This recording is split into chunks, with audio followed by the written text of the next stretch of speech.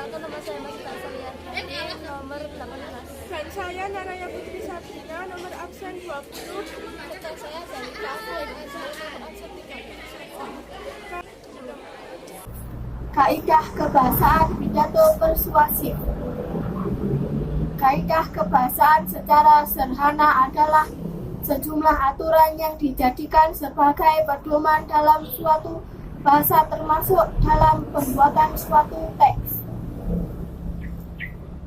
Secara garis besar, ciri-ciri kebahasaan teks pidato persuasif dibagi menjadi 3, yaitu normalisasi atau pembedaan, bentuk pasif dan ganti kata, ganti orang, serta kosakata. A. Nominalisasi, pembedaan. Nominalisasi adalah proses tata bahasa yang mengubah kata benda, kata kerja, dan kata sifat menjadi kata benda. Pembentuk kata benda ini biasanya melalui proses afikrasi atau pengimbuhan, yakni imbuhan, an, pepean, dan kean. Proses ini berfungsi untuk menghubungkan makna antara kalimat. Contoh 1. Selain kolam renang, tempat wisata tersebut juga mempunyai beberapa kolam pemandian. Pemandian berasal dari imbuhan pean plus kata kerja mandi. 2. Panorama di pegunungan.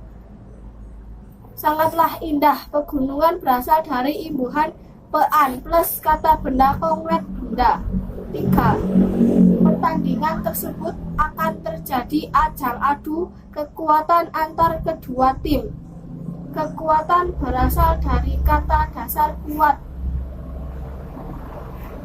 plus imbuhan kean.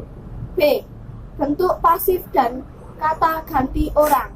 Bentuk pasif adalah kalimat yang subjeknya sudah predikat. Kalimat pasif adalah kalimat yang subjeknya dikenai suatu perbuatan atau aktivitas. Kalimat pasif biasanya diawali oleh awalan ter atau di. Adapun ciri-ciri dari kalimat pasif adalah subjeknya sebagai penderita, predikatnya berimbuhan di atau ter. Contoh 1. Puisi Hari Ibu diciptakan oleh Miss M. Syarfi. 2. Opor ayam dimasak ibu. Kata ganti orang adalah jenis kata ganti yang digunakan untuk mengganti kata benda orang atau persona dengan kata benda lain. Kata ganti orang dibagi menjadi beberapa jenis. Kata ganti orang pertama atau tunggal. Misalnya, saya dan aku. Contohnya, saya sedang makan nasi. Kata ganti orang pertama jamak. Misalnya, kami. Contohnya, kami pergi menonton film di bioskop. Kata ganti orang kedua tunggal. Misalnya, kamu. Contohnya, kamu pergi kemana? Kata ganti orang kedua jamak. Misalnya, kalian. Contohnya, kalian tidak boleh masuk ruangan ini. Kata ganti orang ketiga tunggal.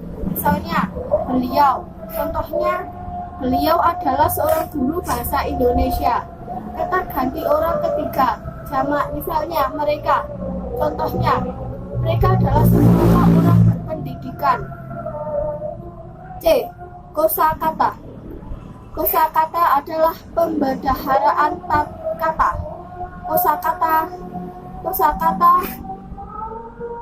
Kosakata baku adalah kata-kata yang sesuai dengan kaidah yang dibaca. Yang baku kan berupa pedoman ejaan. Tata bahasa baku. Kosakata tidak baku adalah kosakata yang ejaan dan pelafalannya tidak sesuai dengan KBBI. 1.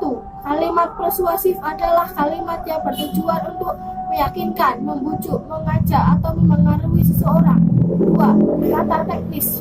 Kata teknis merupakan sebuah istilah yang memiliki makna khusus dalam suatu bidang profesi. 3. Kata benda abstrak adalah kata benda yang tidak dapat ditangkap oleh panca indera. Misalnya, keagungan, kehinaan, kebesaran, kekuatan, dan kemanusiaan. 4. Rantai kata. Rantai kata adalah kalimat yang menggunakan beberapa kata yang memiliki bunyi yang kurang lebih sama dalam sebuah kalimat sehingga menciptakan kesan berantai. 5. Kata emotif merupakan ragam kata yang dapat menimbulkan emosi subjektif suatu individu atau kelompok.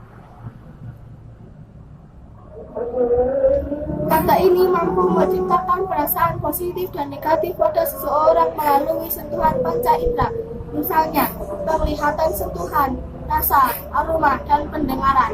Sekian dari kami.